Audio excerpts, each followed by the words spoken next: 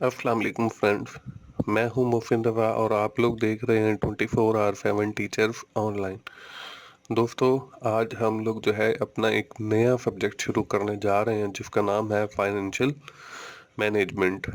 और दोस्तों, आज हमारी पहली क्लास है और आज की क्लास में हम लोग बात करेंगे इंट्रोडक्शन टू फाइनेंशियल मैनेजमेंट के हवाले से। तो चलिए हम लोग अपनी पहली क्लास शुरू करते हैं और देखते हैं कि फाइनेंशियल मैनेजमेंट है क्या।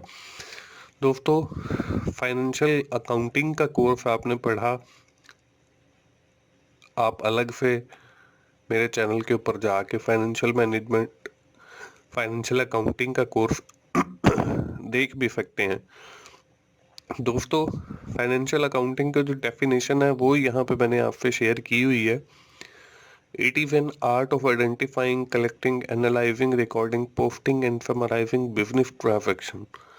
कि जो फाइनेंशियल अकाउंटिंग है उसमें हम अपनी ट्रांजैक्शन को आइडेंटिफाई करते हैं, उसको कलेक्ट करते हैं, फिर उसको एनालाइज करते हैं, फिर उसको रिकॉर्ड करते हैं, फिर उसको पोस्ट करते हैं, फिर रिपोर्ट्स की शक्ल में उसको समराइज करते हैं। ये तो था हमारा फाइनेंशियल अकाउंटिंग। अब हम लोग पढ़ने जा रहे हैं फाइनेंशियल मैनेजमेंट। तो फाइनेंशियल मैनेजमेंट पढ़ने से पहले हमें ये भी पता होना चाहिए कि फाइनेंशियल मैनेजमेंट बेसिकली होती क्या है। तो यहाँ पे आपको फाइनेंशियल मैनेजमेंट की डेफिनेशन नज़र आ रही है। Financial management means planning, organising, directing and controlling the financial resources. के फाइनेंशियल जो हमारे रिसोर्सेज हैं उनको मैनेज करने का नाम जो है वो फाइनेंशियल मैनेजमेंट है। And utilising these resources for enterprise, और उनको प्रॉपर यूटिलाइज करने का नाम जो है वो हमारा फाइनेंशियल मैनेजमेंट है। इट मीन्स के we are studying in this course about the managing of resources and utilising these resources in a proper way. कि फाइनेंशियल मैनेजमेंट में हम अपने जो हमारे फाइनेंशियल रिसोर्सेज हैं उनकी बात करेंगे, उनको हमने मैनेज कैसे करना है उसकी बात करेंगे, उसको प्लान, ऑर्गेनाइज, डायरेक्ट और कंट्रोल कैसे करना है उसकी बात करेंगे, और फिर हम साथ के साथ ये भी देखेंगे कि जिन रिसोर्सेज को हमने मैनेज किया है उनको हम यूटिलाइज कैसे करेंगे बेहतर अंदाज से उस कंपनी के लिए जिस कंपनी के अंदर हम लोग काम कर रहे हैं। दोस्तों, ये है हमारी फाइनेंशियल मैनेजमेंट। के फाइनेंशियल अकाउंटिंग हम अपनी बिजनेस ट्रांजैक्शंस को रिकॉर्ड कर रहे थे। On the other hand, if we are talking about the financial management, तो फाइनेंशियल मैनेजमेंट के अंदर हम लोग हमारे जो फाइनेंशियल रिसोर्सेज हैं उनको मैनेज करेंगे। दोस्तों, फाइनेंशियल मैनेजमेंट शुरू करने से पहले मैं आपको बताता चलूं कि इन सीरीज ऑफ लेक्चर्स को मैंने 6 हिस्सों के अंदर, 6 पार्ट्स के अंदर डिवाइड किया। पहला जो पार्ट है उसमें हम लोग देखेंगे कि फाइनेंशियल मैनेजमेंट है क्या, उसका ऑब्जेक्टिव क्या है, और फाइनेंशियल स्टेटमेंट्स को एनालाइज करेंगे। Second part of this course is about the time value of money.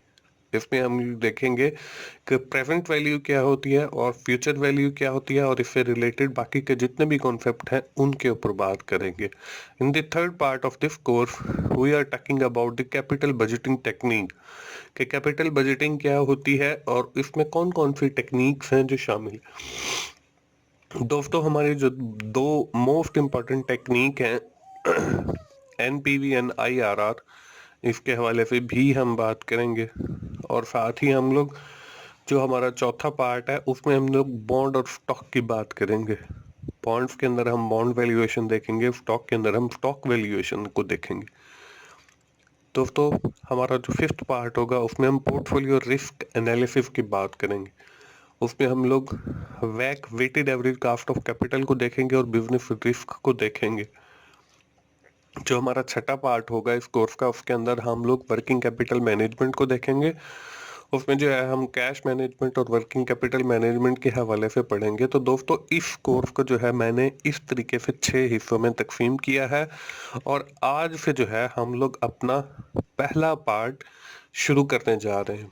दोस्तों, पहले पार्ट के अंदर जो है मैंने आपको पहले भी बताया कि हम लोग बात करेंगे इंट्रोडक्शन टू फाइनेंशियल मैनेजमेंट के हवाले से और देखेंगे कि फाइनेंशियल मैनेजमेंट के ऑब्जेक्टिव क्या हैं। उसके साथ ही हम लोग देखेंगे कि फाइनेंशियल स्टेटमेंट्स क्या होती हैं। उसके साथ हम ऑर्गेनाइजेशंस की बात करेंगे और उसके स्ट्रक्चर की बात करेंगे। साथ के साथ हम ये भी देखेंगे कि बिजनेस लीगल एंटिटीज से क्या मुराद है, और हम ये भी देखेंगे कि बिजनेस एनवायरनमेंट क्या होता है, और लास्ट में हम लोग फाइनेंशियल मार्केट को देखेंगे कि फाइनेंशियल मार्केट या फाइनेंशियल जो इंस्टीट्यूशन है वो क्या होते हैं। तो ये है दोस्तों हमारा इस कोर्स का कोर्स कंटेंट, और हम आज से जो है अपना पार्ट 1 शुरू कर रहे हैं। दोस्तों जैसे मैंने आपको बताया कि सबसे पहले हम लोग देखेंगे the objective of financial management. The objective of financial management is to specifically is to maximise the shareholder wealth in present term, कि हमारी कंपनी के अंदर जिन लोगों ने पैसा इन्वेस्ट किया होता है उनकी जो वेल्थ होती है, उनका जो शेयर होता है, उसको मैक्सिमाइज करना, उसको बढ़ाना, उसको इंक्रीज करना प्रेजेंट टर्म के अंदर, उसको हम फाइनेंशियल मैनेजमेंट का ऑब्जेक्टिव कहेंगे। कि फाइनेंशियल मैनेजमेंट का जो ऑब्जेक्टिव है वो यही है कि जो उसके शेयर होल्डर हैं, जो उसके पार्टनर हैं, उन्होंने जो अपना शेयर उस कंपनी के अंदर लगाया उसको बढ़ाया जाए, उसको इंक्रीज किया जाए प्रेजेंट टर्म के अंदर। यही हमारा फाइनेंशियल मैनेजमेंट का ऑब्जेक्टिव है। दोस्तों आगे देखते हैं, अगली स्लाइड के अंदर आपको बिजनेस एंटिटीज नजर आ रही हैं। इसमें हमें 3 किस्म की एंटिटीज नजर आ रही हैं। फर्स्ट जो है हमारी सोल प्रोप्राइटरशिप है, सेकंड जो है हमारी पार्टनरशिप है, और लास्ट में आपको कॉरपोरेशन नजर आ रही। दोस्तों हम इनकी डेफिनेशन को 1 बाय 1 देख लेते हैं, और इनके डिफरेंस को भी हम आज ही देखेंगे। सोल प्रोप्राइटरशिप है a business own and control by one person. आपको ऊपर तस्वीर में भी एक ही आदमी नजर आ रहा है जो सोल प्रोप्राइटरशिप का बिजनेस करता है, और एक ही आदमी जो है वो पूरे पूरे के पूरे बिजनेस को ऑन भी कर रहा होता है और कंट्रोल भी कर रहा होता है। उसके बाद बात करते हैं हम पार्टनरशिप की। Partnership is a business which is carried out bye a relation of 2 और मोर पर्सन, कि 2 या 2 से ज्यादा लोग मिलकर जो कारोबार करते हैं उसको हम पार्टनरशिप कहते हैं। ऊपर तस्वीर में भी आपको 3 लोग खड़े हुए नजर आ रहे हैं। इस टाइप का जो बिजनेस होगा उसको हम पार्टनरशिप कहेंगे। और उसके बाद बात आ जाती है कॉरपोरेशन की। अ business which is carried out by the association of person. अब यहाँ पे एसोसिएशन ऑफ पर्सन से मुराद बहुत सारे लोग हैं।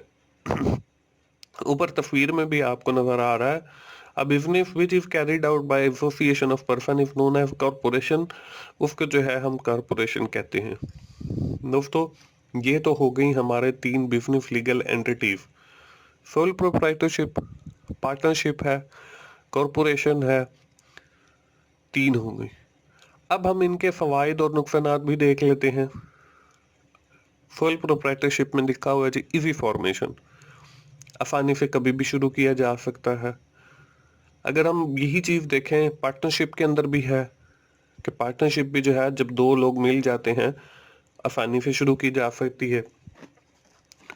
अगर हम बात करते हैं अपनी कॉरपोरेशन की, तो कॉरपोरेशन दोस्तों लीगल फॉर्मेशन होती है, कि वो ऐसे नहीं है कि 2 लोग मिल गए और बस शुरू, बल्कि उसके लिए कुछ रजिस्ट्रेशन होती है, कुछ लीगल फॉर्मेलिटीज होती हैं जिनका पूरा करना जरूरी होता है। उसके बाद दूसरे नंबर पे अनलिमिटेड लाइबिलिटी है सोल प्रोप्राइटरशिप के अंदर।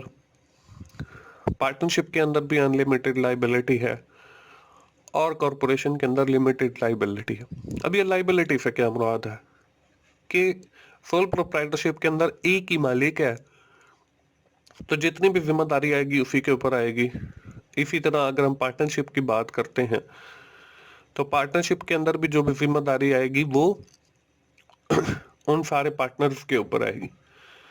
लेकिन अगर हम बात करें कॉरपोरेशन की तो इसमें लिमिटेड लाइबिलिटी है। लिमिटेड लाइबिलिटी से मुराद कि जितना पैसा उन्होंने कारोबार के अंदर जिस रेशो के हिसाब से लगाया है उस रेशो के हिसाब से उनके ऊपर जिम्मेदारी या लाइबिलिटी आएगी।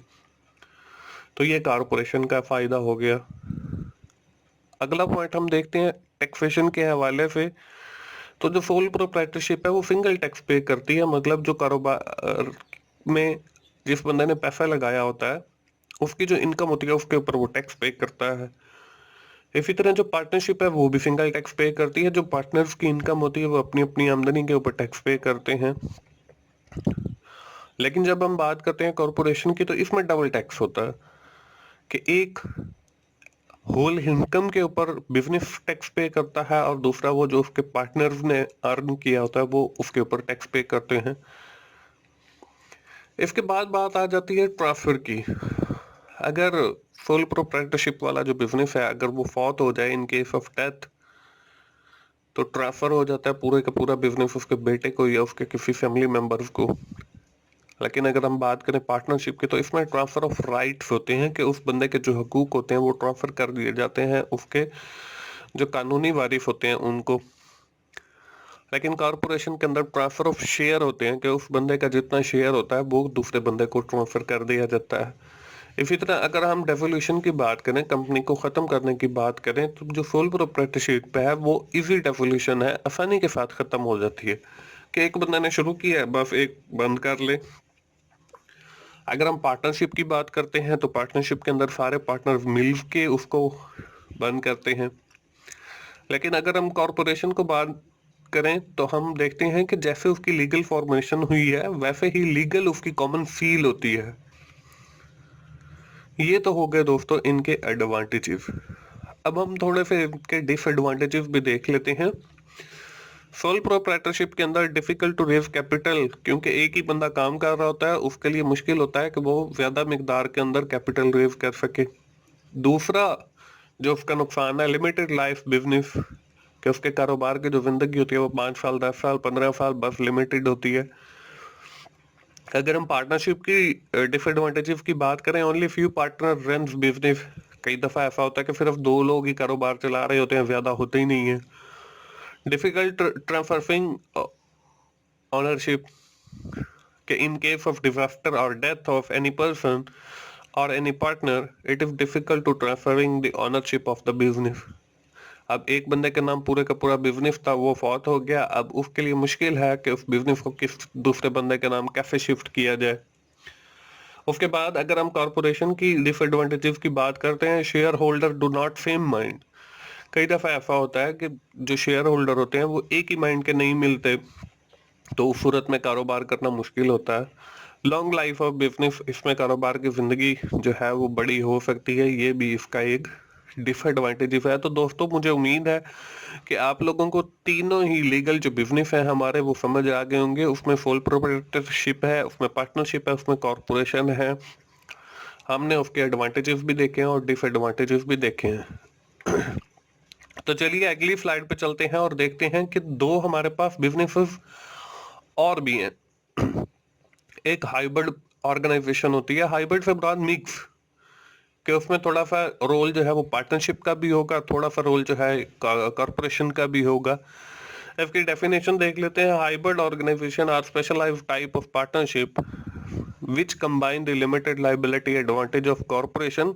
इसकी जो लाइबिलिटी है वो लिमिटेड होती है with the tax advantages of partnership, और टैक्स जो है वो सिंगल पे करना पड़ता है क्योंकि वो पार्टनरशिप के अंदर है। तो इस तरीके से ये हमारी हाइब्रिड हो गई कि इसमें पार्टनरशिप का भी थोड़ा सा रोल है और कॉर्पोरेशन का भी है। इसी तरह जो हमारे पास दूसरी ऑर्गेनाइजेशन है वो है एफ टाइप कॉर्पोरेशन। अब एफ टाइप कॉर्पोरेशन क्या है? F type corporation are limited liability corporation without paying double tax. अब हमने कॉर्पोरेशन में पढ़ा है कि जो कॉर्पोरेशन होती है वो डबल टैक्स पे करती है, लेकिन जो हमारी एफ टाइप कॉर्पोरेशन है वो डबल टैक्स पे नहीं करती। F type corporation all business profit pass through the owner. पूरा का पूरा जो प्रॉफिट होता है वो सारे बिजनेस जो ऑनर होते हैं, जो शेयर होल्डर होते हैं, उनको दे दिया जाता है। Who report them on their personal tax return. अब उनमें से जिस बंदे ने अपनी टैक्स रिटर्न फाइल जमा करवाई है उनको दे दिया जाता है। Because F type corporation itself does not पे एनी इनकम टैक्स। ये कॉर्पोरेशन जो है वो खुद इटसेल्फ अपनी होल इनकम के ऊपर टैक्स पे नहीं करती, तो इसलिए ये हमारी एफ टाइप कॉर्पोरेशन है। तो दोस्तों ये हमारे पास दो ऑर्गेनाइजेशन हो गई, एक हाइब्रिड ऑर्गेनाइजेशन हो गई और दूसरी जो है हमारे पास एफ टाइप कॉर्पोरेशन हो गई। चलिए जी फर्दर हम दो देख लेते हैं। दोस्तों आज की क्लास जो है हम यहीं तक रखेंगे। उसमें हम क्विकली समराइज कर लेते हैं कि आज की क्लास में हमने पढ़ा क्या है। दोस्तों, हमने फाइनेंशियल मैनेजमेंट की क्लास शुरू किया और देखा है कि फाइनेंशियल मैनेजमेंट होती क्या है। उसके बाद हमने ऑब्जेक्टिव ऑफ फाइनेंशियल मैनेजमेंट के ऊपर बात की है, साथ ही हमने लीगल एंटिटीज ऑफ बिजनेस देखी हैं और लास्ट में हमने कुछ और बिजनेस एंटिटीज हैं उनके ऊपर बात की है। दोस्तों, मुझे उम्मीद है कि आप इंशाल्लाह फाइनेंशियल मैनेजमेंट सीख जाएंगे और आपको मेरी वीडियोस पसंद आएंगी। दोस्तों, अगर आपको रियली मेरी वीडियोस अच्छी लगती हैं तो आप लोग उन्हें अपने दोस्तों से शेयर कीजिए, उन्हें लाइक कीजिए, उन्हें कमेंट कीजिए और मेरा चैनल 24/7 टीचर्स ऑनलाइन सब्सक्राइब कीजिए ताकि मेरी हर आने वाली वीडियो आप लोगों तक पहुंच सके। मोहसिन भाई को अगली वीडियो तक के लिए इजाज़त दीजिए। थैंक यू वेरी मच दोस्तों। अल्लाह हाफिज़।